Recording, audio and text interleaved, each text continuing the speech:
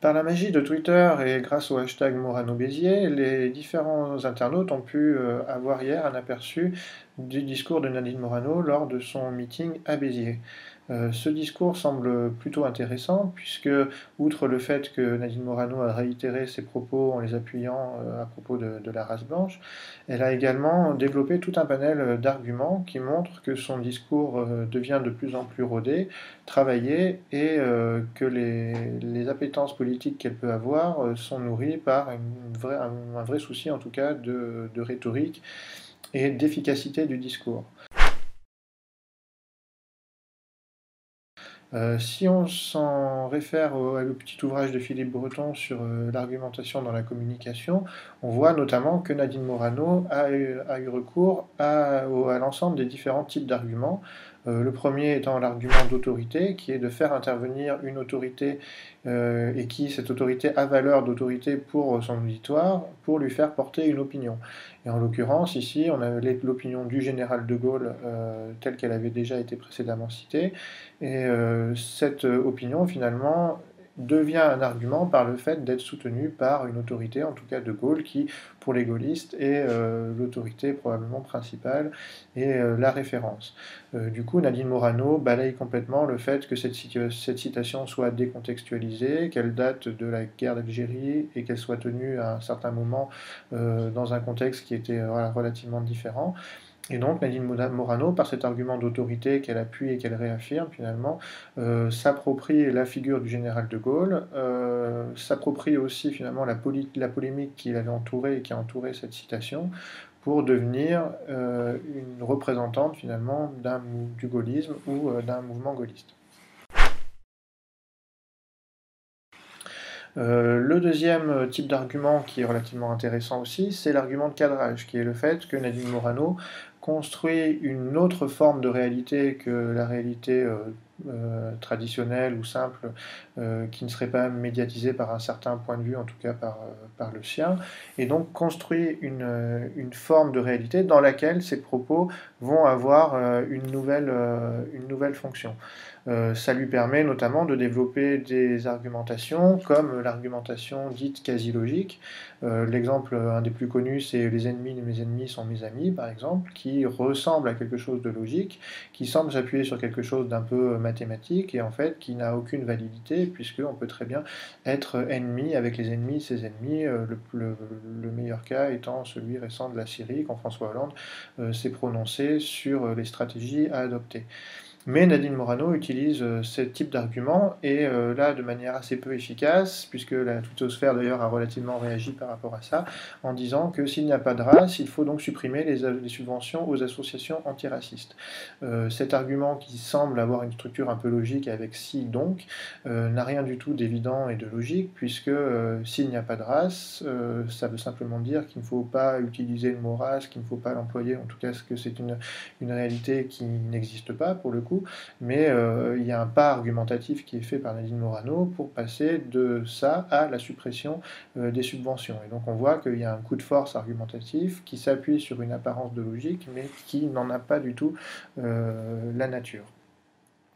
Nadine Morano utilise beaucoup d'autres arguments de cadrage, par exemple la définition, et ça c'est très, très probant dans ses tweets. Ce qui est en train d'arriver à la France, c'est un choc des civilisations, donc ce que, ce qui. Je le dis clairement, la France est un pays de race blanche aux racines chrétiennes, donc la France est, avec le côté très définitoire, mais après avec l'ajout, comme le disait le général de Gaulle, c'est-à-dire que cette définition qui est déjà argumentative, puisque c'est le fait de faire passer un point de vue par une définition et en soi de l'argumentation, et à nouveau en plus soutenu par le général de Gaulle, et donc on voit qu'il y a une sorte de double effet argumentatif pour essayer de cadrer ce propos qui pourtant fait et fera toujours polémique.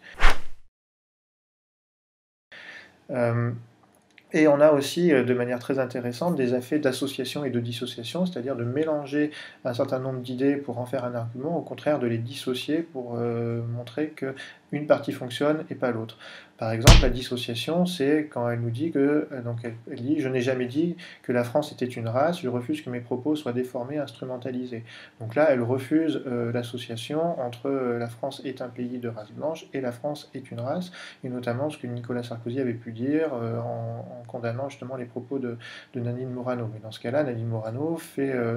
de manière aussi un peu pédagogique la leçon en disant que non, vous avez fait une association alors qu'il faut dissocier ces deux aspects. Mais ce qui n'empêche pas elle-même de pratiquer l'association de manière assez éhontée, comme dans Je me retrouve exclu d'une liste régionale pour avoir cité le général de Gaulle. Je pense que l'on marche sur la tête. Et là, c'est vraiment un argument d'association, dans la mesure où elle se retrouve exclue parce qu'elle a cité un propos du général de Gaulle qui mentionnait l'idée de race blanche et de racine chrétienne, et qui donc était contraire à ce qui était prôné actuellement par les républicains. Mais donc Nadine Morano fait elle-même l'association pour faire fonctionner de manière argumentative sur le fait que sa citation, c'est sa citation du général de Gaulle qui lui a valu cette condamnation. Enfin, un autre type d'argumentation, c'est l'argumentation par analogie, et notamment la métaphore, le fait de recourir à des images qui va avoir un effet argumentatif.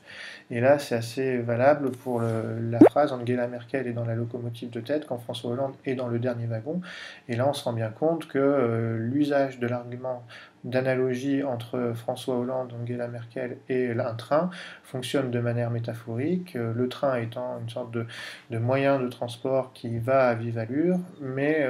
il y a un pilote et il y a quelqu'un qui est en fin de queue de ce wagon, et en l'occurrence François Hollande en fin de queue du wagon, finalement ça signifie la position de la France vis-à-vis de l'Allemagne. Et enfin, dernier type d'argumentation, c'est l'argumentation de communauté, c'est le fait de créer une communauté d'appartenance qui est en fait plutôt une communauté argumentative. Et là, on le voit avec l'usage des on notamment. On a défilé le 11 janvier pour la liberté d'expression, et il y aurait un lexique de mots interdits. Donc elle s'étonne du fait qu'on condamne ses propos alors même que on a défilé suite aux attentats de Charlie Hebdo. On a ce même on qui ensuite on déconstruit petit à petit notre pays, notre culture, je ne veux pas l'accepter. Et donc on se rend compte que Nadine Morano construit une vision dualiste entre nous et l'autre, qui est l'autre, ce on,